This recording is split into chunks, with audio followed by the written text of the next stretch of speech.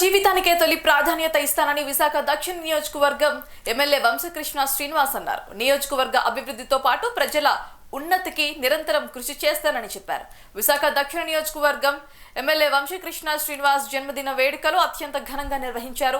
తెల్లవారుజాము నుంచే క్యాంప్ కార్యాలయం వద్ద వేడుకలు ఘనంగా ప్రారంభమయ్యాయి. నియోజకవర్గానికి చెందిన అన్ని వార్డుల నుంచి కూటమి నాయకులు, కార్యకర్తలు హాజరై వంశకృష్ణ శ్రీనివాస్ కు జన్మదిన శుభాకాంక్షలు తెలిపారు.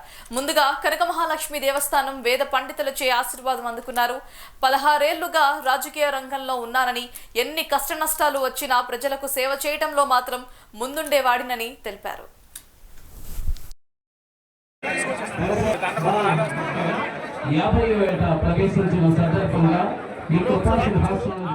ఎన్నో సేవా కార్యక్రమాలు గత 4 రోజులు చేస్తున్నటువంటి మా సోదరులకు, అలాగే మా వీర మహిళలకు, అలాగే కూటమి నాయకులకు, మా జనసేన పార్టీ శ్రేయోభిలాషులకు, కూటమి శ్రేయోభిలాషులకు, నన్ను అభిమానించే ప్రతి ఒక్కరికి కూడా మనస్ఫూర్తిగా శిరస్సు వంచి నమస్కారం చేస్తూ, ప్రతి సంవత్సరంలాగా ఈ సంవత్సరం కూడా అన్ని వార్డుల్లో ఎన్నో సేవా కార్యక్రమాలు చేశాం. సుమారు 3000 శారీస్ పంపిణీ కార్యక్రమం జరిగింది.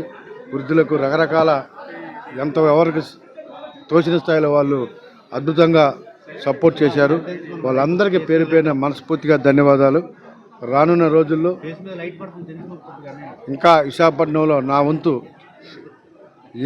ఎంతవరకు చేయగలను అంతవరకు కృషి చేస్తానని ఈరోజు రాష్ట్రాన్ని ముందుకు నడిపిస్తున్నటువంటి ముఖ్యమంత్రి గారు కానీ, డిప్యూటీ సీఎం గారు కానీ, లోకేష్ గారు కానీ ప్రతి ఒక్కరు కూడా విశాఖపట్నం ప్రపంచంలో నెంబర్ 1గా ఉండాలి.